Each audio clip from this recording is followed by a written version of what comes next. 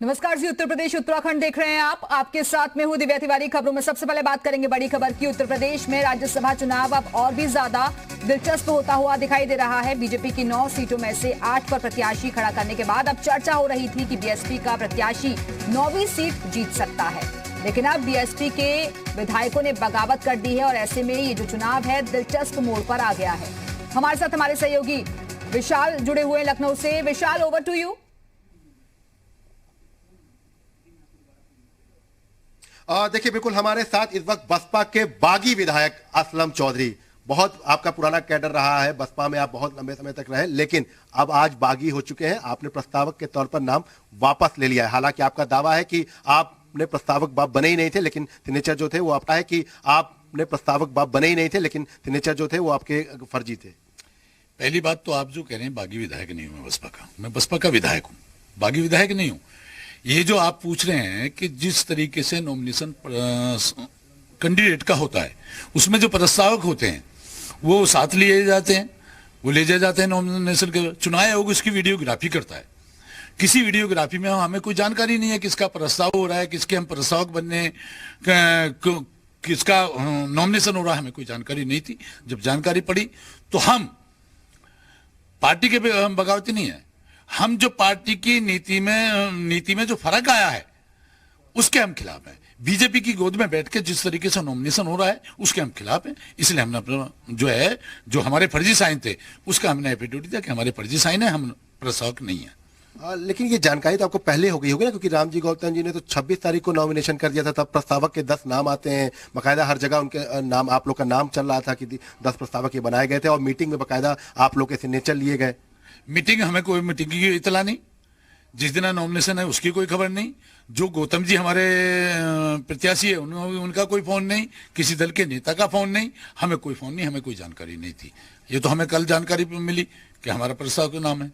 चूंकि जिस तरीके से ये सारा गेम उमा शंकर ने बीजेपी के गोद में बैठ के किया है, हम उसके खिलाफ है।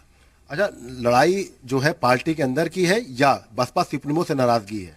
पार्टी के अंदर जो लोग कुछ काम बसपा सुप्रीमो से जो गलत काम कराते हैं उसके से हमारी नाराजगी है। अच्छा असलम जी, एक बड़ा सवाल यह है कि कल आपकी पत्नी ने समाजवादी पार्टी ज्वाइन किया था और कल अखिलेश यादव ने बकायदा उनको समाजवादी पार्टी ज्वाइन कराया था और एक नेशनल कोऑर्डिनेटर भी जो है वो भी ज्वाइन किए थे।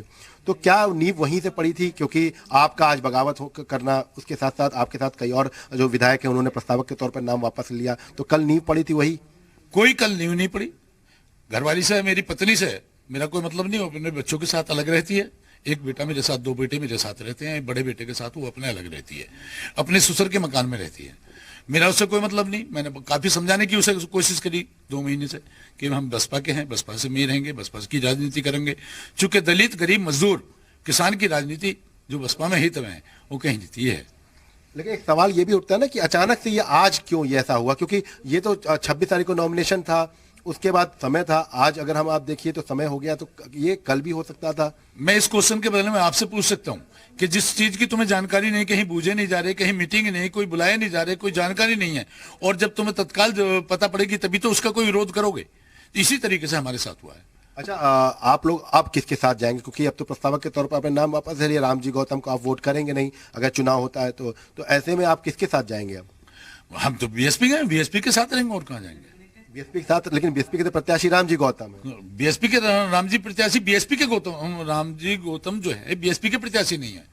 वो जो उमा शंकर ने बहुत बड़ा खेल करके हजारों करोड़ रुपए के पट्टे वट्टे तय करके ये जो बीजेपी की गोद में बैठ के उन्होंने गेम खेला है, तो उसके हम बिल्कुल खिलाफ हैं। अच्छा, एक सवाल ये है कि अब चूंकि आप लोगों ने प्रस्तावक के तौर पर अपना नाम वापस ले लिया, तो बसपा की ये रीत रही है कि जो भी बगावत करता है उसको बाहर का रास्ता दिखा देता है। तो क्या अखिलेश यादव से मुलाकात आज हुई है? क्योंकि आप 4 लोग का नाम मुख्य रूप से आ रहा है कि आप चारों लोगों ने मुलाकात की। इसके साथ साथ कुछ और भी विधायक हैं, जिसमें वंदना सिंह हैं, सुषमा पटेल हैं और भी जो है लोग हैं, हरगोविंद हैं। तो इनके ये आप सब लोगों ने मुलाकात की है? हमने कोई मुलाकात नहीं, मेरे साथ कोई नहीं ना। हमने अखिलेश जी, चूंकि अखिलेश जी से हमारा कोई मतलब नहीं, अखिलेश जी से हमारे को मतलब नहीं। हम क्यों मुलाकात करेंगे?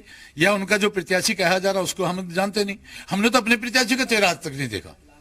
अच्छा, एक सवाल यह है कि आप हापुड़ से आते हैं पश्चिम यूपी की अगर हम बात करें तो मुस्लिम वोट बैंक जो है वो एक बड़ी नींव आ जाती है बसपा की भी और सपा की। नसीमुद्दीन सिद्दीकी जब वहां के प्रभारी बनाए गए तब भी विवाद हुआ था, उनके बेटे जब वहां पर जो है इंचार्ज बनाए गए थे कोऑर्डिनेटर तौर पर तभी विवाद हुआ था। अभी भी एक विवाद इसी को लेकर है कि 2022 के विधानसभा चुनाव में वहां का कोऑर्डिनेटर कौन होगा, क्योंकि कई विरोध के स्वर इसलिए भी उठ रहे हैं।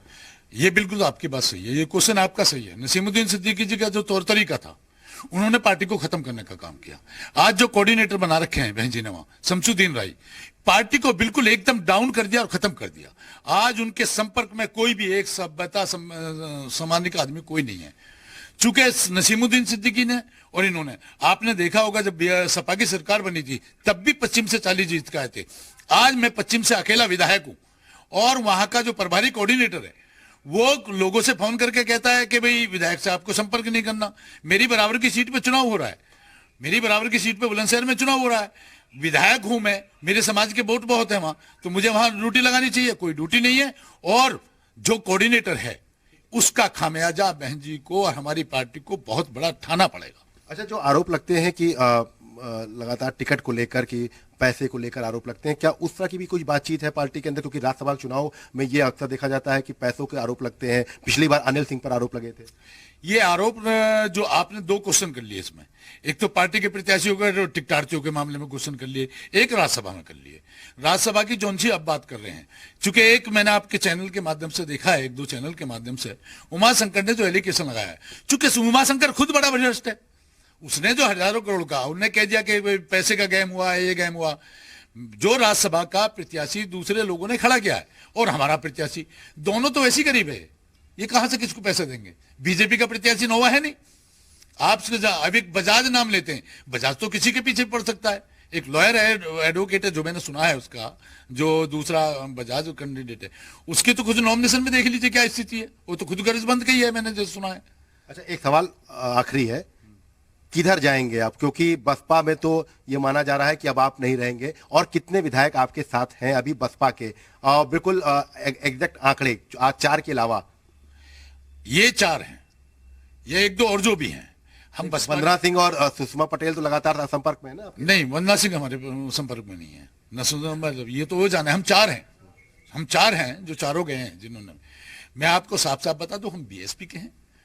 माननीय बाबा साहब डॉक्टर भीमराव के मिशन जो चलाया था, मान्यवर काशीराम साहब ने जो बढ़ाया, हम उस मिशन के हैं, उस मिशन में काम करना चाहते हैं, उस मिशन के साथ है।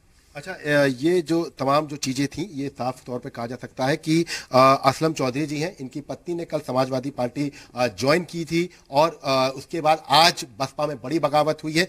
एक बस अहम सवाल चूंकि रह गया था, बहुत इंपॉर्टेंट भी है, तमाम जो विधायक हैं, चाहे वो रैनी साहब हो चाहे बिंद जी हो, सब लोग ये कह रहे हैं कि भाजपा से बुलावा आएगा तो जाएंगे। भाजपा से बुलाया कैसे? वोट के लिए या भाजपा में जाने के लिए? भाजपा में जाने के लिए कि बुलावा आएगा तो जाएंगे, तारीफ कर रहे हैं सीएम की। ये असलम राइन का अपना फैसला हो सकता है और किसी का अपना फैसला हो सकता है। हम तो भाजपा की नीति और भाजपा ने जो देश और प्रदेश की जनता के साथ करा उसके खिलाफ ही तो खड़े हैं। कल ये देखा गया था कि शेरवानी जी ने ज्वाइन किया था, पहले सपा में थे, कांग्रेस में गए, फिर कांग्रेस से फिर सपा में आ गए। बसपा के कुछ बड़े नेता ज्वाइन किए थे, बसपा को झटका लगा था, और उन बड़े नेताओं में आपकी एक पत्नी भी ज्वाइन की थी। तो क्या अगला रुख समाजवादी पार्टी, मतलब साइकिल चलाते हुए आप दिखाई दे सकते हैं? क्योंकि पश्चिम यूपी में सपा का वोट बैंक, मुस्लिम वोट बैंक बहुत मजबूत माना जाता है। वो बिल्कुल आपकी बात सही है, उस बात को हमारी नेता नहीं, हम सीधा सवाल पूछ रहे हैं आपसे, सीधा, क्या साइकिल चलाएंगे? कोई बातचीत हुई है? मेरी कोई बातचीत नहीं। पत्नी अपने परिवार, अपने बेटों के साथ अलग रहती है, वो क्या करेंगी वो जाने। मेरा अपना राजनीतिक कैरियर है। लेकिन आपका राजनीतिक कैरियर, लेकिन पत्नी ने ऐसा जरूर होगा कि आपसे बिना चर्चा किए कोई ऐसा फैसला नहीं लिया होगा, तो ये क्या बिना जानकारी तो फैसला हुआ नहीं होगा? बिना जानकारी के फैसला हुआ। 2 महीने बड़ा झंझट चला। वो कहती है मैं तुमसे सीनियर हूँ, सन 2000 में जिला पंचायत बनी हूँ मैं, आप आके विधायक बने, मैं अपनी राजनीति करूंगा, तुम अपनी करने, बच्चों से फारिग है। अच्छा, मतलब कुछ अंदर है बातचीत कि तपा जा सकते हैं आप? क्यों जा सकते हैं? हम सीधा सवाल पूछ रहे हैं। अंदर कोई बात नहीं, कोई बातचीत नहीं, कोई बातचीत नहीं है। आपने जो क्वेश्चन अभी पीछे किया है, उसके बाद जब आदमी राजनीति कर रहा है और सब समाज के सामने सेवा के भाव से खड़ा है, तो बाद में निर्णय देखे जाएंगे क्या